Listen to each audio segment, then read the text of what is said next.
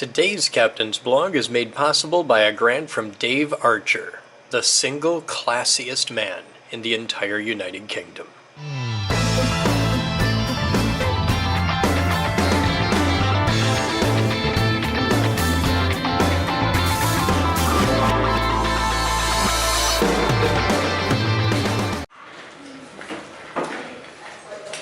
that person sees you coming to the elevator. Dad's telling stories. So I have your Geek Group Christmas story. I had been told to tell the story about Christmas of 2005, which we spent with the entire staff, which consisted of 3 people, me, Moose, and Mikey. We had to be out of shippers by New Year's, so we moved 3 Dante trucks, Atlas for you guys, but we moved 3 truckloads of equipment across Kalamazoo on Christmas Day in the driving rain, because we never move when the weather is nice. But I'm going back even farther to about 1994 or 5. Some of you met Kent Bloom, who was here just the other day, my old teacher. He came through for a tour, and early in the morning some of you were here. And it reminded me of the fact that when we got Ionia Street, we were staggeringly poor. And Kent gave me a heater, a kerosene heater that he'd had in his garage for years and could never make work because the heater was Japanese and the instructions were Japanese. Kent don't speak no damn Japanese. And he could never make this thing work. And it was this really, it was just about that long, about that high, and about that thick and brown. And it had a big, about a 1.5 gallon jug that you open the flap on the top, and you pull this thing out, you fill it full of kerosene, and it worked like a hamster cage bottle. And you put this down in there, and it had 2 D batteries that go in the back of this thing. And when it worked, in theory, you could turn it on, press a button, and a little thing came up, and got hot, and lit the wick, and it peaked back down, and it just did its thing. So here's the thing to know.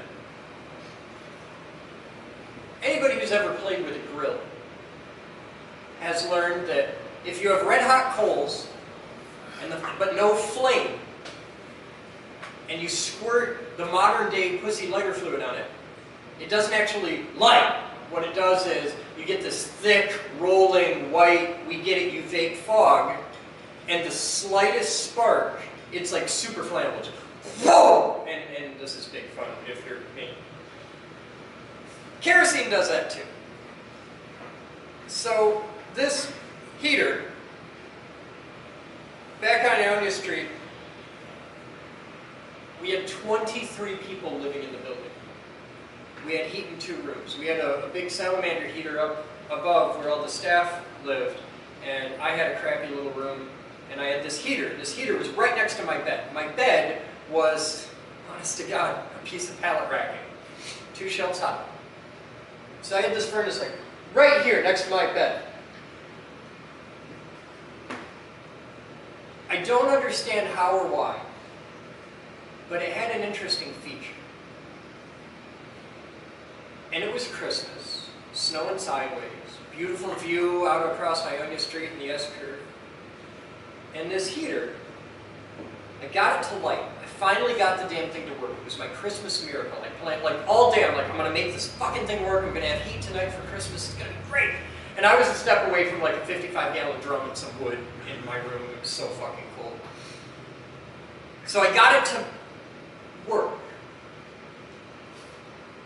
I couldn't make the igniter thing go. I could make the igniter thing come up and get hot, but it'd just go back down to light. So I'm like, all right, it's a kerosene stove. How fucking hard can it be?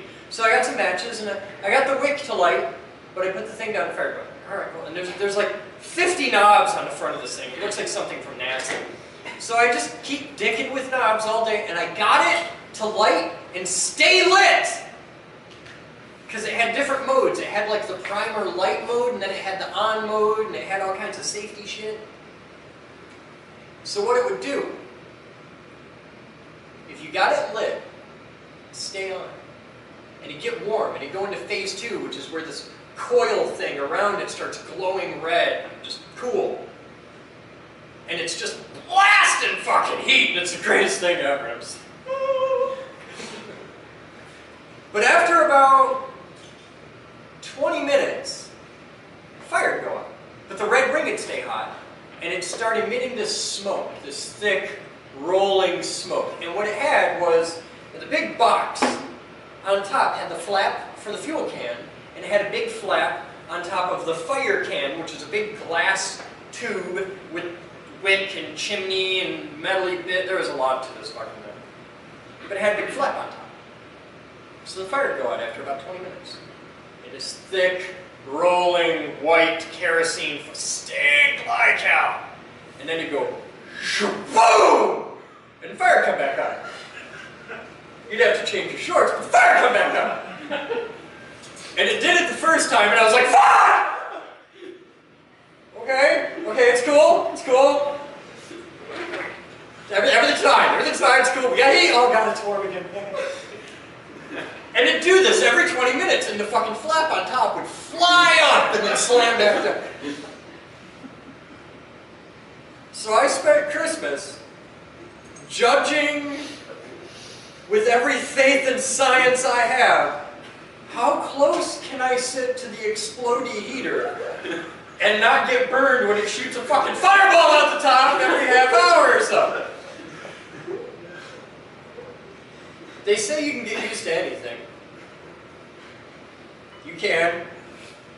And I'm here to tell you, if you're poor enough and it's cold enough, you can sleep next to a kerosene heater that stinks like hell and explodes 3 times an hour. And that was Christmas. And there's your Christmas stuff. Yeah. You can appreciate why the very first year, the biggest priority in this building was we're going to get the heat on. It's like, I ain't doing that shit. Merry Christmas to everybody out there watching the vlog, and Merry Christmas to all of the team who came here tonight, because we're the weirdos who are here and not home with their families. So, you guys have fun, and we'll see you with the new cycle when we get back to making vlog in a couple days after the silly season. That's it. Today's Captain's Blog is made possible by a grant from Dave Archer, the single classiest man in the entire United Kingdom.